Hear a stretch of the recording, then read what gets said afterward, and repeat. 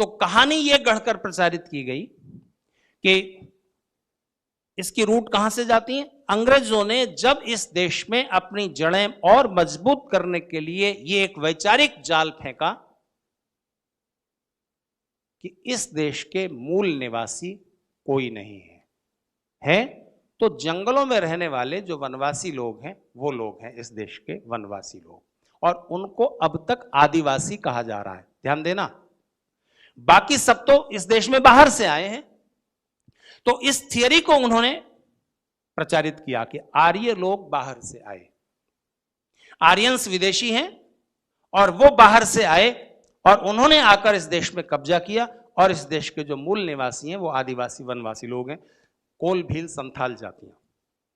अब ध्यान दीजिए, इतने से बात बन नहीं सकती थी क्योंकि बहुसंख्यक तो दूसरा है, वनवासी जातियों के लोग तो थोड़े से हैं।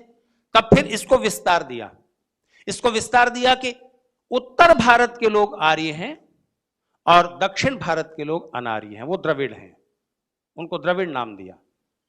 और इसका आधार वेद में ढूंढा, आर्य शब्द वेद में, दस्यु शब्द वेद में, दस्यु बिगड़ करके द्रविड़ हो गया। तो आर्यों की पहचान लंबी नाक वाले और लंबे चेहरे वाले गोरे रंग के, और जो द्रविड़ हैं वो काले रंग के चपटी नाक वाले मोटे होंठ वाले, वो द्रविड़ हैं। तो उनमें युद्ध हुआ, आर्यों ने द्रविड़ों को पराजित किया और उनको धकेल कर साउथ में कर दिया, और ये नॉर्थ इंडियंस जितने हैं वो सब आर्य हैं।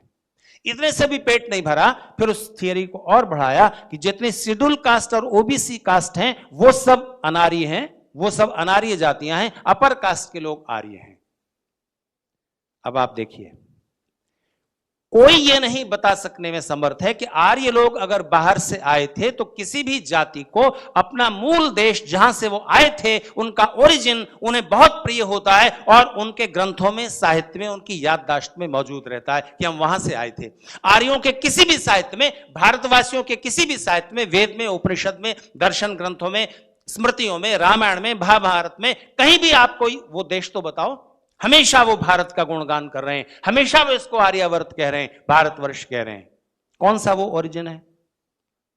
तो आप जिन आधारों पर ये कह रहे हो कि आर्य लोग बाहर से आए, अटलांटा के स्कॉलर डेविड फ्राली अपनी रिसर्च में बताते हैं कि जिन तर्कों के आधार पर, जिन फैक्ट, तथा कथित फैक्ट के आधार पर आप ये प्रूव करना चाहते हो कि आर्य लोग बाहर से आए थे, उन्हीं फैक्ट्स और लॉजिक के आधार पर यह प्रूव होता है कि आर्य लोग भारत से निकलकर सारी दुनिया में फैले, डेविड फ्राली बोलते हैं।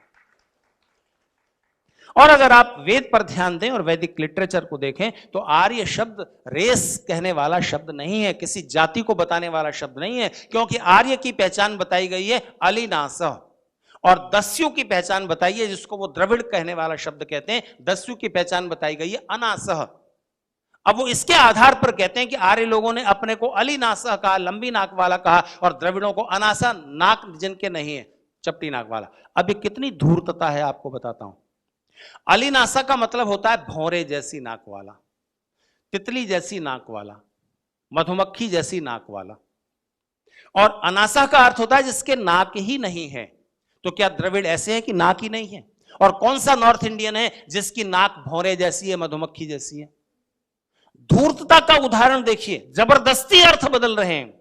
वहां रेस नहीं है, दस्यु और आर्य का मतलब वहां द्रविड़ और आर्य है ही नहीं जो अंग्रेज हमें सिखाना चाहते हैं। वहां मतलब है जिसकी नाक भौरे जैसी है, तितली जैसी है, मधुमक्खी जैसी है, किसी इंसान की तो नहीं होगी। इसका मतलब यह है जो सुगंध और दुर्गंध को पहचानता है, भौरे की तरह, मधुमक्खी की तरह, तितली की तरह, जो सुगंध और दुर्गंध को पहचानता है, मतलब जो उचित और अनुचित को पहचानता है, रीगतौ जिससे ये आर्य शब्द बनता है, जो उचित और अनुचित को समझ करके अपने सब कामों को करता है, वो आर्य है। और जिसके नाक ही नहीं है, जो गलत सही, उचित अनुचित का विचार नहीं करता, बस अपने स्वार्थ को देखता है और कुछ भी कर देता है, वो व्यक्ति अनार्य है या दस्यु है। इसका द्रविड़ से कोई मतलब नहीं। लेकिन उन्होंने जाल फेंका और भारतवासी फंस गए, और अभी तक हमारे देश की यूनिवर्सिटीज में, कॉलेजेस में यही थियरी पढ़ाई जा रही है।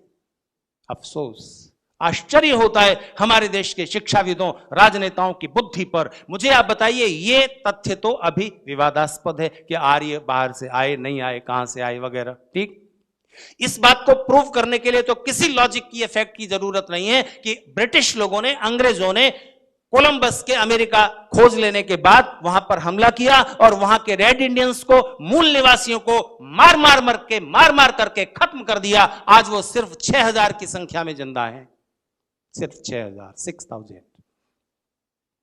अमेरिका के इतिहास की किताबों में पढ़ाया जाता है कि हम लोग बाहर से आए थे और हमने यहाँ के रेड इंडियंस को मार मार के कम कर दिया, 6000 रहेंगे और वहां रहते हैं। ये पढ़ाते हैं, वो पढ़ाते हैं।